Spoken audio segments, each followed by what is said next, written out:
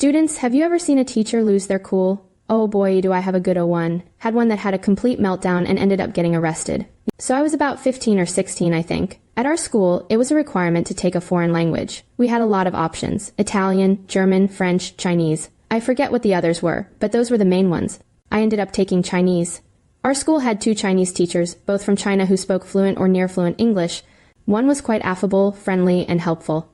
I think he put a lot of effort into trying to help kids learn his native language.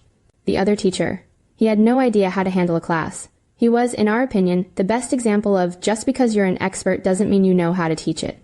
He was a terrible communicator, and not just because of any language barrier. He hardly ever raised his voice, but he also hardly ever communicated his needs, thoughts, or issues. As a result, he had absolutely no ability to control a class of rowdy teenagers. One time, our class was being particularly rowdy. During times like this, he'd just sit quietly at his desk, waiting for us to notice and settle down. And that was all he did. Anyway, nobody noticed, and we went on until he finally just blew up. He got to his feet, picked up his stack of books, and threw them onto his desk. They exploded like a frag grenade, papers flying everywhere. He yelled and cussed us out, raging like crazy. He stormed off afterward, and I have no idea what happened next. But that's not the whole story. This teacher, Mr. Jang, had a reputation among the students that went beyond his inability to control a classroom. Rumors had circulated for months that he was dealing with personal issues. Some said he was going through a tough divorce, others speculated he had gambling debts. None of us knew for sure, but it added to the mystique and fear around him. The day he blew up was a culmination of many things. Before his outburst, we had noticed Mr. Jang becoming increasingly erratic. He would mutter to himself in Mandarin, his eyes darting around the room as if he was constantly paranoid.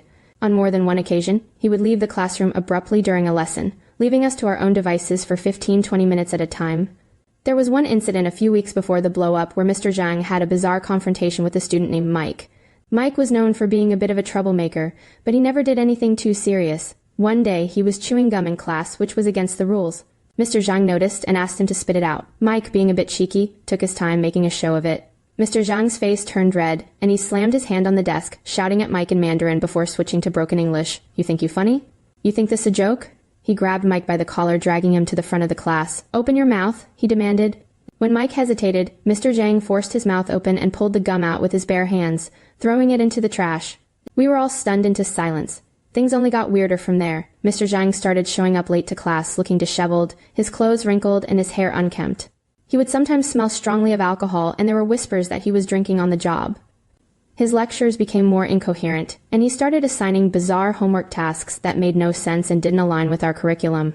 One of the most unsettling incidents happened during a parent-teacher conference night. Several parents reported that Mr. Jang had been overly aggressive in his critiques of their children, often bringing them to tears. One parent, Mrs. Thompson, described how Mr. Jang had berated her son, calling him a disgrace and a failure for not meeting his standards. She said Mr. Zhang's eyes were wild and he was sweating profusely, almost as if he were having a breakdown right there in the meeting.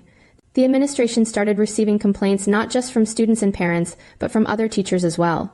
Mr. Jang was becoming increasingly volatile. One day, during a staff meeting, he got into a heated argument with another teacher over the usage of a shared classroom. Voices were raised, and it almost came to blows before they were separated. Then came the day that everything truly fell apart. It was a regular Tuesday afternoon. The class was, as usual, a bit unruly, but nothing out of the ordinary for a group of teenagers. Mr. Jang was sitting at his desk, staring blankly at a piece of paper. Suddenly he stood up and started pacing the room, muttering to himself in Mandarin. We all watched, confused and a bit concerned. Out of nowhere, he slammed his fist on the desk, knocking over his coffee cup. The room fell silent. He started shouting at us, his face contorted with rage. "You disrespectful, lazy children! You think you can just do whatever you want?" He picked up a chair and threw it across the room. It crashed into the wall, leaving a dent. We were all frozen, too scared to move. He continued his tirade, pacing back and forth like a caged animal.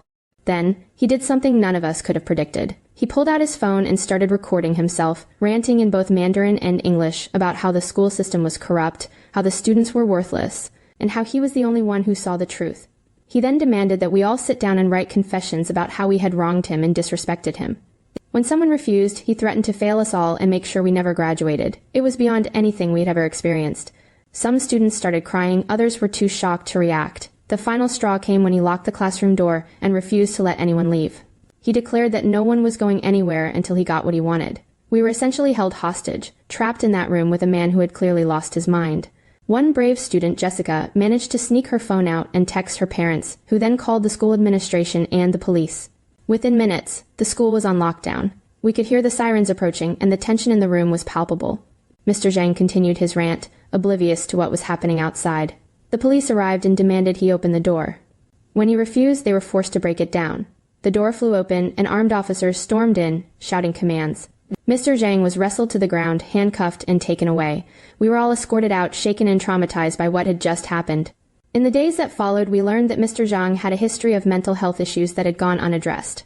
He was placed under psychiatric evaluation and eventually arrested for endangering students in unlawful confinement.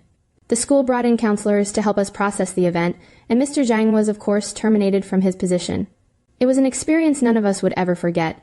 The image of Mr. Jang's wild eyes and the feeling of being trapped in that room still haunt many of us. I've never seen anything like that happen with other teachers, and I hope I never do again.